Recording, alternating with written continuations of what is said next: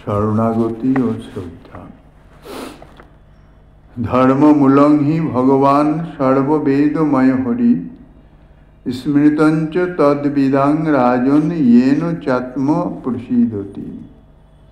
কলিযুগ পাবন অবতার পরম করুণাময় শ্রী গৌরাঙ্গ সুন্দরে পরমান্তরঙ্গ প্রিয় পার্ষদ বর্জ্য পূজ্যপাদ শ্রী সনাতন গোস্বামীপাদ, রূপ গোস্বামীপাদ এবং শ্রীজিৎ গোস্বামীপাদের রচিত গ্রন্থাবলী থেকে সংকলিত এই শরণাগতি ও শ্রদ্ধা গ্রন্থের শরণাগতি বিষয়ে পর্যালোচনা করা হইতেছে।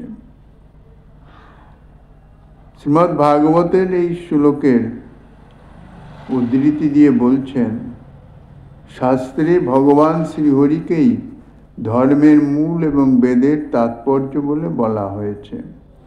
যথা ধর্মমূলং হি ভগবান সর্ববেদময় হরি, স্মৃতঞ্চ তদ্বিদাং রাজন येन চাত্মা প্রসীদতি। রাজসূযজ্ঞের অবসানে ধর্মতত্ত্ব বিচার প্রসঙ্গে যখন রাজসূযজ্ঞ শেষ হল, তখন সেই যুধিষ্ঠির সভায় ধর্মতত্ত্ব বিচার প্রসঙ্গে দেবর্ষি নারদ মহারাজ যুধিষ্ঠিরকে বলেছিলেন, হে রাজন, ভগবানই হচ্ছেন সর্বধর্মের মূল অর্থাৎ কারণ, এবং শ্রী ভগবানই হচ্ছেন নিশ্চিত প্রমাণ। ভগবান শ্রীহরি সর্ববেদময়, বেদবেত্তাদিগের স্মৃতি ও ধর্মের প্রমাণ। এই প্রকার ভগবত উপাসনা প্রধান ধর্ম দ্বারাই যথার্থ মন প্রসন্ন হয়। অর্থাৎ যে ধর্মে ভগবত উপাসনা নাই, সে ধর্মে যথার্থ মন প্রসন্ন হয় না, সে ধর্ম যথার্থ ধর্মই হয় না। অতএব ভগবান শ্রীহরি যদি নিখিল ধর্মের মূল হন, তাহলে অর্থাৎ সমস্ত ধর্মের মূলই হচ্ছেন ভগবান শ্রীহরি।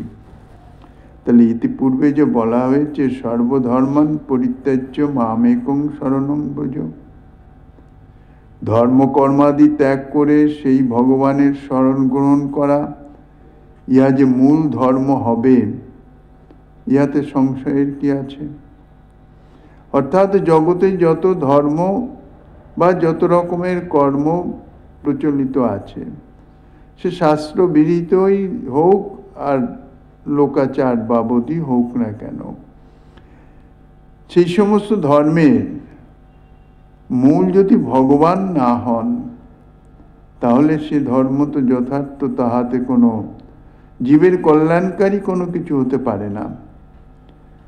তাই সেই সমস্ত ধর্ম সমস্ত ত্যাগ করে সেই সমস্ত কর্ম, যাগ যজ্ঞ ইত্যাদি, যাহা নিজ ইহলৌকিক পারলৌকিক সুখের নিমিত্ত যে সমস্ত কর্ম কৃত হয়ে থাকে, সেই সব ত্যাগ করে একান্তভাবে ভগবানের শরণ গ্রহণ করলে, যেহেতু ভগবানই হচ্ছেন মূল ধর্ম, তাঁর শরণাপন্ন যদি হয়, তাহলে তাহাই যে মূল ধর্ম হবে, এতে তো সংশয় নাই। কিন্তু পূর্বপক্ষ থেকে একটা প্রশ্ন উপস্থিত হয় যে, যদি শ্রী ভগবত উপাসনাই মূল ধর্ম হয়, তাহলে অন্যান্য পুরাণ আদি, বিষ্ণু পুরাণ আদি শাস্ত্রে বর্ণাশ্রম আদি ধর্মের বিধান কেন দেওয়া হয়েছে? বর্ণ ধর্ম, আশ্রম ধর্ম ইত্যাদির বিধান এবং সেই সমস্ত ধর্মের মহিমাও বলা হয়েছে। কি বলা হয়েছে? বর্ণাশ্রমাচারবতা পুরুষেণ পরঃ পুমাन् বিষ্ণুর আরাধ্যতে পন্থা নান্যতত কারণম। অর্থাৎ পরম পুরুষ বিষ্ণু বর্ণাশ্রমাচার সম্পন্ন পুরুষ কর্তৃক আরাধিত হয়ে থাকেন। অর্থাৎ যিনি বর্ণাশ্রম ধর্ম পালন করেন, তাঁর দ্বারাই পরম পুরুষ বিষ্ণুর আরাধনা হয়ে থাকে। বর্ণাশ্রমাচার ভিন্ন বিষ্ণু প্রীতি সাধনের অন্য কোনো উপায় নাই, ইহাই বিষ্ণু পুরাণের কথা। তাহলে এই শ্লোকের বিচার প্রসঙ্গে গৌড়ীয় বৈষ্ণবাচার্য দার্শনিক শ্রী জীবচরণ দুর্গম সঙ্গমণি টিকাতে লিখেছেন, বর্ণাশ্রমাচারিত্যাদিকং ত্বয়া জাত দৃঢ় শ্রদ্ধান শুদ্ধ ভক্ত্যনধিকারেণ প্রত্যেবক্তম ইতি ভাবঃ। অর্থাৎ আচার্য শ্রীজীবপাদচরণ বলিতেছেন যে বর্ণাশ্রমাচার ইত্যাদি এই শ্লোকে বর্ণাশ্রম ধর্মের উপর স্থিত থেকে বিষ্ণু উপাসনার বিধান যাহা বলা হয়েছে, অর্থাৎ বর্ণাশ্রম ধর্মর মধ্যে থেকেই বিষ্ণু আরাধনার কথা। পরন্তু ভগবান শ্রীহরিতে ও তাহার ভক্তিতে যাদের দৃঢ় শ্রদ্ধা নাই, তাদের অর্থাৎ যাহাদিগের তথা শুদ্ধ ভক্তিতে অনধিকারীগণ, তো এই যে বিধান দিয়েছেন বর্ণাশ্রম ধর্মের উপর স্থিত থেকেই, অর্থাৎ বর্ণাশ্রম ধর্মের মধ্যে দিয়েই ভগবান শ্রীহরির, ভগবান বিষ্ণুর উপাসনা করবেন। এই যে বিধানটা দেওয়া হয়েছে এতে কাদের জন্যে? যারা শুদ্ধ ভক্তিতে অনধিকারী, যাদের ভগবান শ্রীহরিতে এবং তাহার ভক্তিতে দৃঢ় শ্রদ্ধা নাই। শ্রদ্ধা আছে কিন্তু দৃঢ় শ্রদ্ধা নাই, তাহাদের জন্যে এই বিধান। কেননা শ্রী ভগবত পিত্তার্থেই শুদ্ধা ভক্তির অর্থ হচ্ছে নিজ সম্বন্ধীয় কিছু নয়, যাহা কিছু ভক্তি আচরণ হবে সমস্তই ভগবত পিত্তার্থে। তো যাহাদের এখনো নিজস্ব কামনা, দেহেন্দ্রিয়াদির সুখ বাসনা ইত্যাদি বিদ্যমান আছে, বর্তমান আছে, তাহাদের তো শুদ্ধা ভক্তিতে অধিকার নাই। তাহলে তাহারা যদি সর্বধর্ম কর্ম ছেড়ে ভগবত উপাসনা একান্তভাবে ভগবত চরণে শরণাগত হওয়ার চেষ্টা করেন, তাহারা পারবেন না। কেননা তাহাদের সেই শুদ্ধা ভক্তিতে অধিকার জন্মায় নাই। সেই জন্য বর্ণাশ্রমের মধ্যে থেকে হরিভজন করতে করতে ধীরে ধীরে তাহাদের সেই অধিকার যখন জন্মাবে, তখন সর্বধর্ম কর্ম ইত্যাদি ত্যাগ করতে পারেন।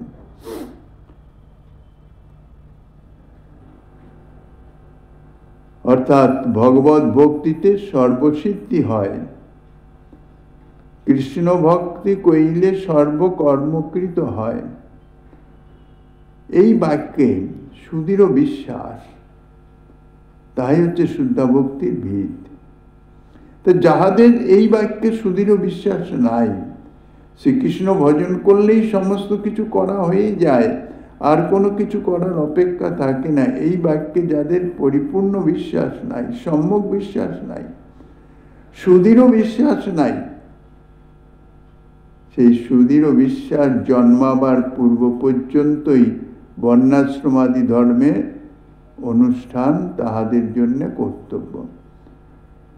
শ্রীমদ্ ভাগবতের ১১ স্কন্ধে শ্রীকৃষ্ণ পরিষ্কারভাবে তাহা বলে দিয়েছেন, তাবৎ কর্মাণি কুর্বিত ন নির্বিদ্যেত যাবতা মত কথা শ্রবণাদৌ বা শ্রদ্ধা যাবন ন জায়তে। গীতার যে সর্বধর্মান পরিত্যাজ্য মামেকং শরণং ভজ, তাহাও শ্রীকৃষ্ণের আদেশ বাণী, আর ইহাও শ্রীকৃষ্ণের আদেশ বাণী। শাস্ত্রে যাহা কিছু বর্ণিত আছে সমস্তই সত্য, কিন্তু তাহার যথার্থ মর্মার্থ তাহা তো অনুভব করতে হবে। শ্রী ভগবান ভাগবতের ১১ স্কন্ধে বলছেন, যাবৎকাল পর্যন্ত কর্মাদি বিষয়ে নির্ভেদ না জাগে, অর্থাৎ ইহলৌকিক পারলৌকিক সুখ বিধানের কিঞ্চিত মাত্র আশাও যদি অন্তরে থাকে, সম্যকরূপে নির্ভেদ না জাগে, অর্থাৎ সমস্ত কিছুতে কোনো রকমের আসক্তি তো দূরে থাক, বিরক্তি উৎপাদন করে, নিজ দেহ ইন্দ্রিয় আদির সুখবিধান বা দুঃখবিধান ইত্যাদি সম্বন্ধে তাহার বিরক্তি, কোনো রকম অনুসন্ধান নেই, সর্বদা অনুসন্ধান রাহিত্যই এক নির্ভেদ। তো যতক্ষণ পর্যন্ত এই জাতীয় নির্ভেদ না জাগছে হৃদয়ে। এবং দ্বিতীয়ত এই জাতীয় নির্ভেদ জাগছে, তাহার প্রমাণটি কিসে পাওয়া যাবে? তাহার প্রমাণ হচ্ছে আমার কথা শ্রবণাদিতে শ্রদ্ধা না জন্মে। যাহাদের কর্মাদি বিষয়ে নির্ভেদ জাগরিত হয়, তাহাদের আমার কথা শ্রবণে যথার্থ শ্রদ্ধা, শাস্ত্রীয় শ্রদ্ধা জাত হয়। তাহলে যাবৎকাল পর্যন্ত এই কর্মাদি বিষয়ে নির্ভেদ না জন্মে এবং আমার কথা ইত্যাদিতে যথার্থ শাস্ত্রীয় শ্রদ্ধা না জন্মায়, ততদিন পর্যন্ত তাহার নিত্য নৈমিত্তিক আদি কর্ম অবশ্য করণীয়, অকরণে প্রত্যাব্যয় আছে। অতএব চিত্তশুদ্ধি এবং দৃঢ় শ্রদ্ধা না হওয়া পর্যন্ত শ্রুতি স্মৃতি কথিত যে বর্ণাশ্রম ধর্ম এবং নিত্য নৈমিত্তিক আদি যে সমস্ত কর্ম, তাহা অবশ্যই করিতে হবে। যেহেতু নিষ্কামভাবে বর্ণাশ্রম ধর্ম অনুষ্ঠিত হলে অবশ্যই ধীরে ধীরে চিত্তশুদ্ধি হয়ে থাকে, ইহাই শাস্ত্র বিধান দিয়েছেন। নিত্য নৈমিত্তিক কর্ম আমরা যাহা করি, সেই সমস্ত কর্ম কিভাবে করতে হবে? যে নিষ্কামভাবে, অর্থাৎ কোনো কামনা পূর্তির নিমিত্ত নয়, সম্পূর্ণভাবে নিষ্কামভাবে সেই কর্ম করতে হবে। নিষ্কামভাবে যদি বর্ণ ধর্ম বিহিত শাস্ত্রের যে কর্ম বা আশ্রম ধর্ম বিহিত শাস্ত্রের যে কর্ম, জন্মগ্রহণ করলেই মানুষ যে কোনো বর্ণে তাকে জন্মগ্রহণ করতে হয়, ব্রাহ্মণ, ক্ষত্রিয়, বৈশ্য, শূদ্র। এই যে চারি বর্ণ শ্রী ভগবানেরই সৃষ্টি এবং চারি বর্ণের যে বর্ণ ধর্ম যেটি, সেটিও শাস্ত্রে বর্ণিত আছে। যিনি যে বর্ণে জন্মগ্রহণ করেন সেই বর্ণ ধর্ম তাহার অবশ্যই পালনীয়, আচরণীয়। এবং সেই সঙ্গে সঙ্গে জন্মলগ্ন থেকেই তাহার যে অবস্থানের যে নির্ণয়, তাহাকে বলা হয় আশ্রম। সাধারণ নিয়মে প্রথম 25 বৎসর ব্রহ্মচর্য আশ্রমে অবস্থানের নিয়ম। সেখানে অবস্থান করে ব্রহ্মচর্য ধর্ম পালন করবেন। গুরুগৃহে অবস্থান, সমস্ত শাস্ত্র আদি ইত্যাদি সর্ববিষয়ে শিক্ষালাভ ইত্যাদি ইত্যাদি। তারপর 25 বছরের পর তিনি দ্বার পরিগ্রহ করে গার্হস্থ আশ্রমে প্রবেশ করতে পারেন। সেটি হচ্ছে গার্হস্থ আশ্রম।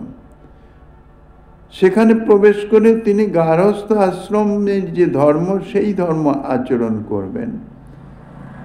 তারপর 50 বৎসর হয়ে গেলে সেখান থেকে বানপ্রস্থ আশ্রম অবলম্বন করবেন এবং বানপ্রস্থ আশ্রমের আচরিত ধর্ম তাহাই আচরণ করবেন।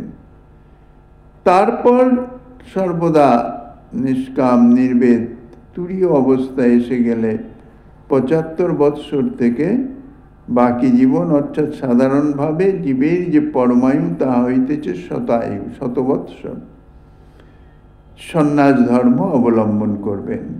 এই ব্রহ্মচর্য, গার্হস্থ, বানপ্রস্থ, সন্ন্যাস, এই হচ্ছে আশ্রম। এবং এই আশ্রমে যতদিন অবস্থান করবেন ততদিন সেই আশ্রমের ধর্ম পালন। বর্ণবিহিত আশ্রম ধর্ম, সর্ববর্ণের নিমিত্ত আশ্রমে একই ধর্ম নহে। তো এই জন্যেই বর্ণ ধর্ম এবং আশ্রম ধর্ম উভয়ে মিলিত হয়ে বর্ণাশ্রম ধর্ম। এই বর্ণাশ্রম ধর্ম আচরিত হবে তাহা নিষ্কামভাবে।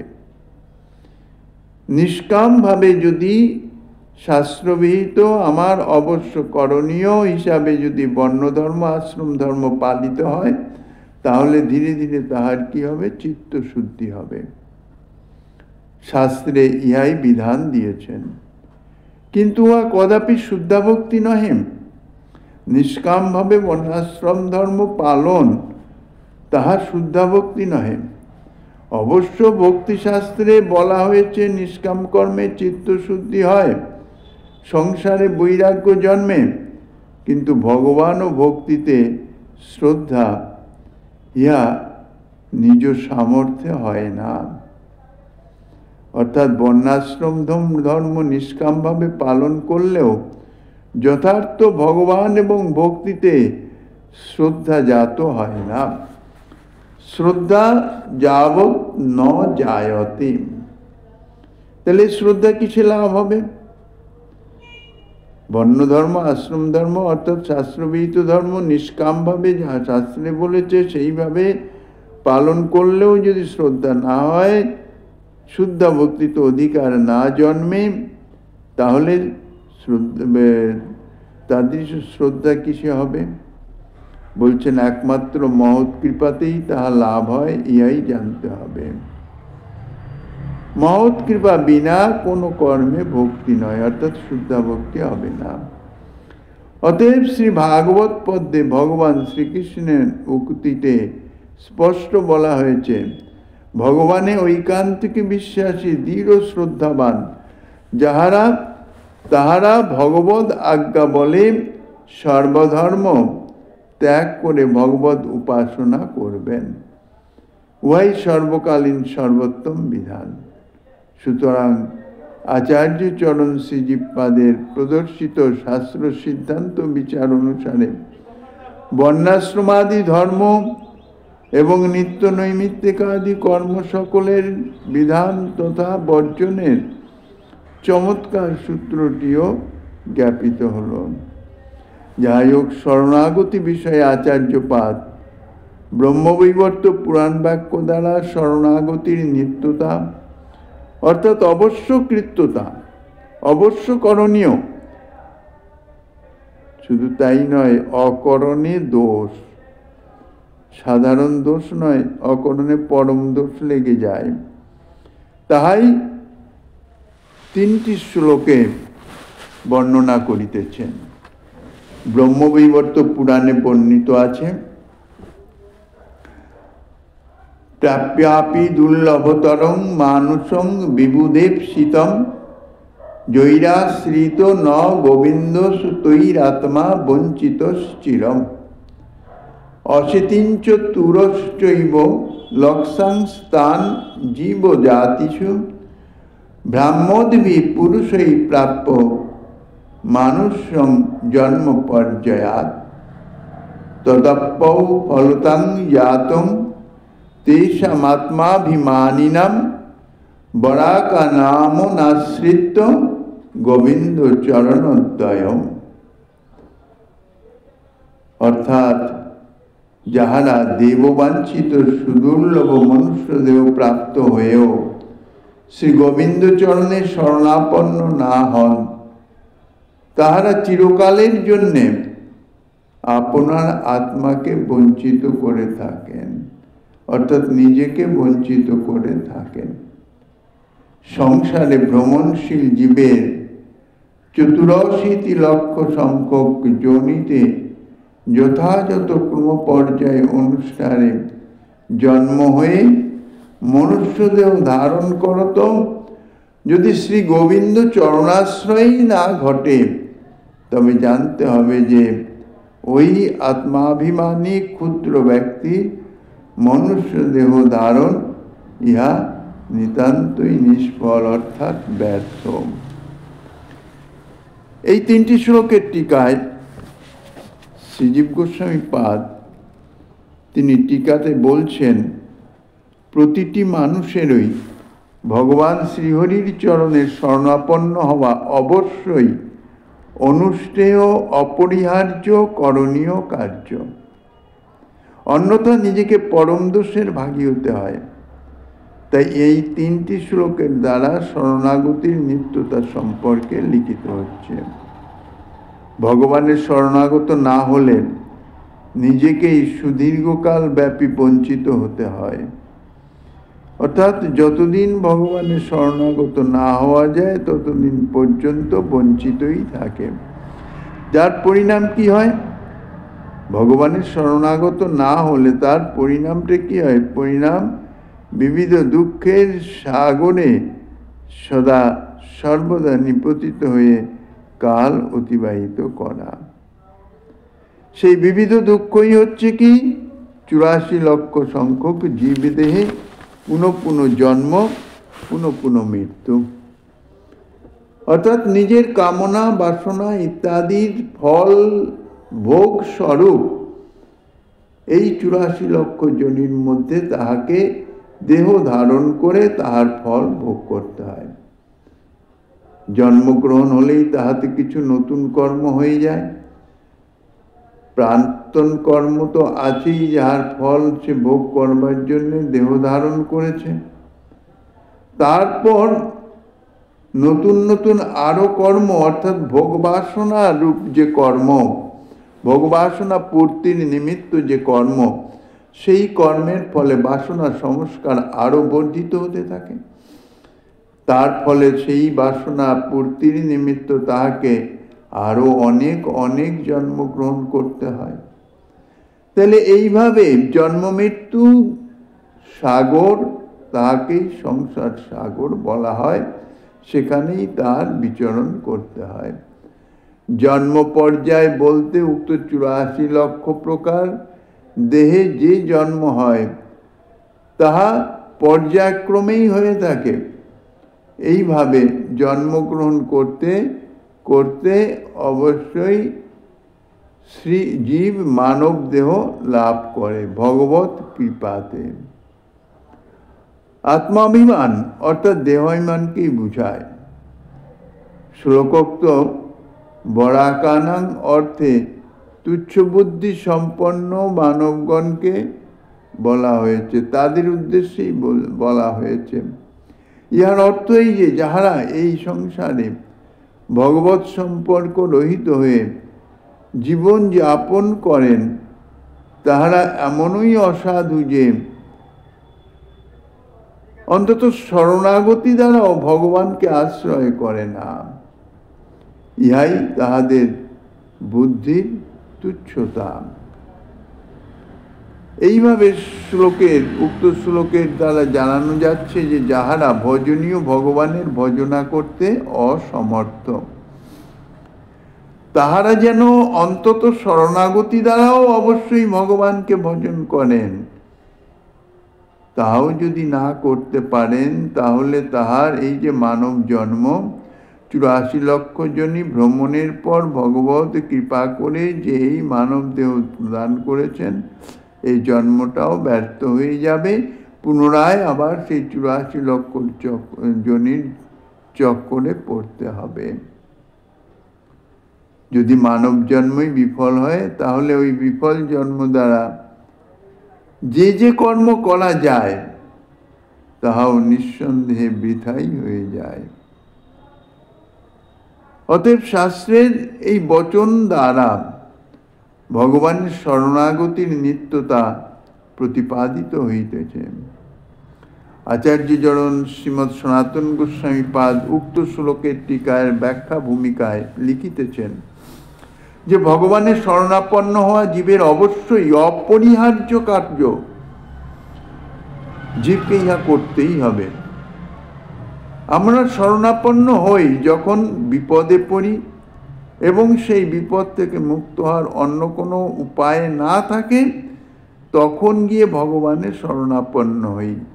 হে প্রভু, তুমি বিনা গতি নাই, রক্ষা করো রক্ষা করো। কিন্তু ইহা তো শরণাগতি নয়।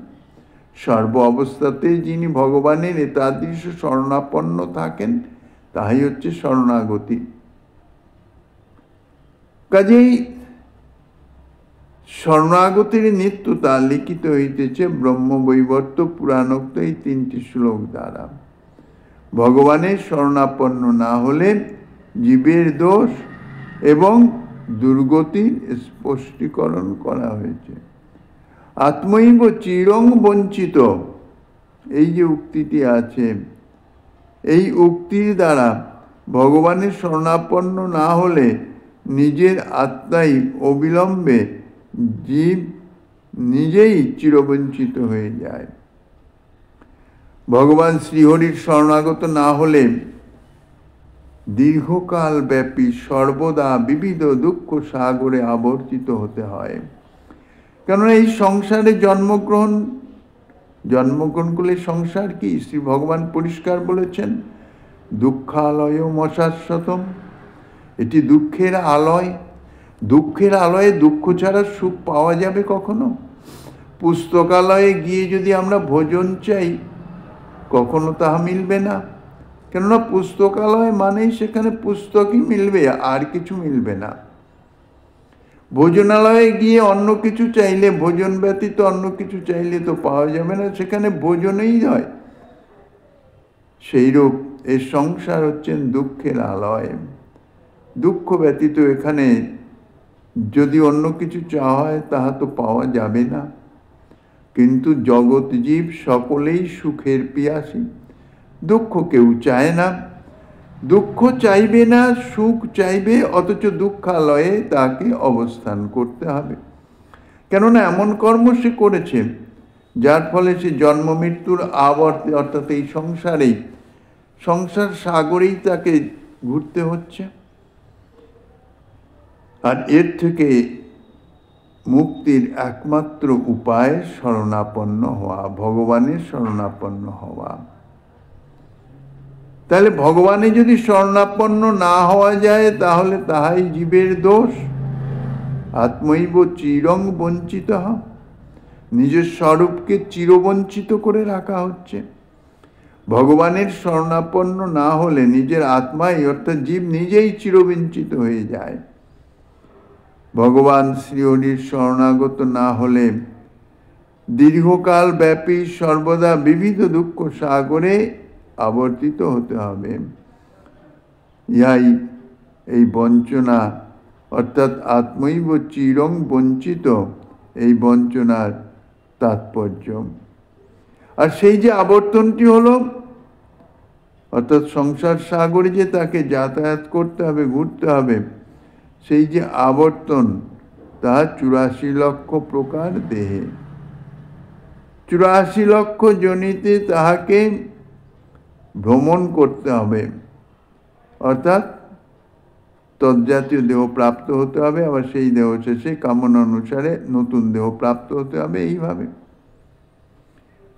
পুনঃ পুনঃ জন্ম মৃত্যু জরা ব্যাধি প্রভৃতি বহু প্রকার দুঃখ ভোগ করতে করতে পর্যায়ক্রমে বৃক্ষ লতা পশু পক্ষী কীট পতঙ্গ ইত্যাদি দেহে ক্রমপর্যায় অনুসারে জন্মগ্রহণ করতে করতে অবশেষে ভগবত কৃপাতে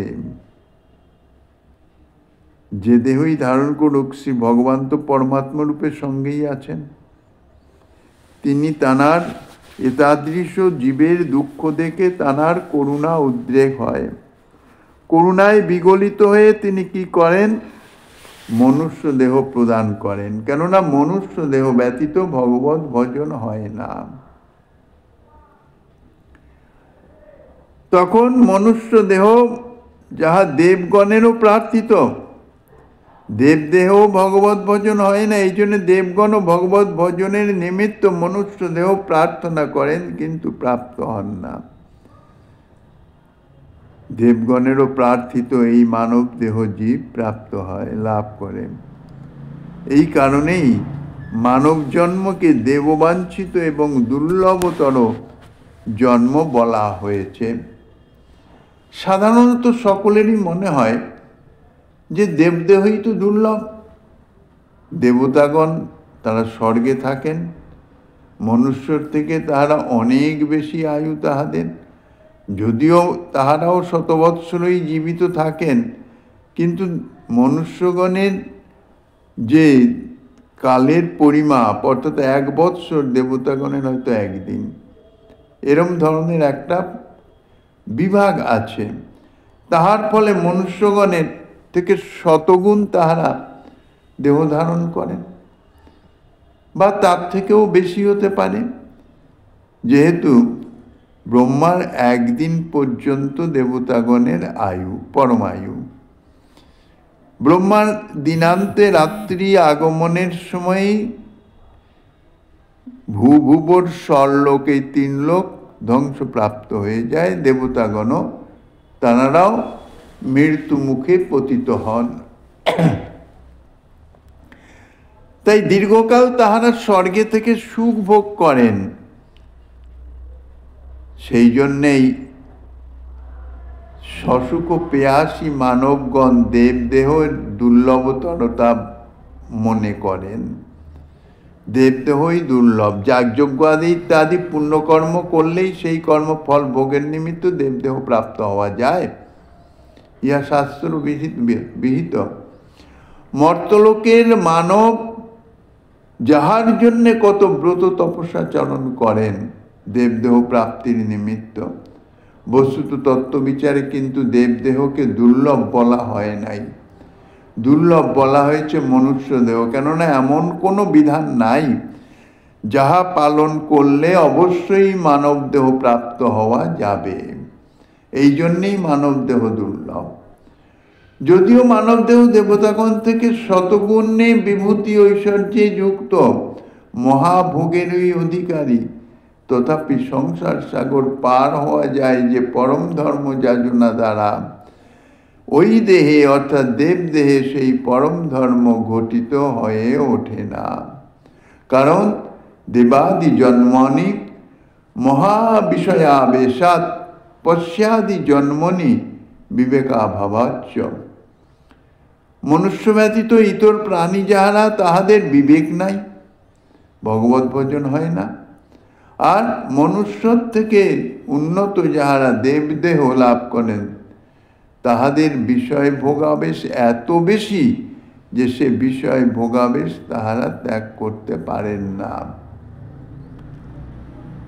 ক্রমসন্দর্ভ টিকায় এই শ্লোকের ব্যাখ্যায় আচার্য শ্রীজীবচরণ কারণটি লিখেছেন এই যে দেবাদি জন্মে অর্থাৎ দেবদেহ প্রাপ্ত হলে মহাভোগৈশ্বর্যের মহাবিষয়ে এমনই অভিনিবেশ হয়ে যায় যে দেবতাদের সর্বজ্ঞতা আদি গুণ থাকলেও শ্রীহরির উপাসনা একেবারেই সম্ভব হয় না। যেহেতু বিষয়ের মহাপ্রভাব, তা থেকে দেবতাগণ কখনো মুক্ত হতে পারেন না। যে বিষয়ে সমস্ত জগৎজীবের কারণ, অর্থাৎ যে বিষয় প্রাপ্তি জগৎজীবের একান্ত কামনীয়, সেই বিষয়ের নিজস্ব স্বরূপগত কিছু ধর্ম আছে। সে সম্বন্ধে গোস্বামী পাদ যাহা আচ্ছাদনী দিচ্ছেন শ্রীমন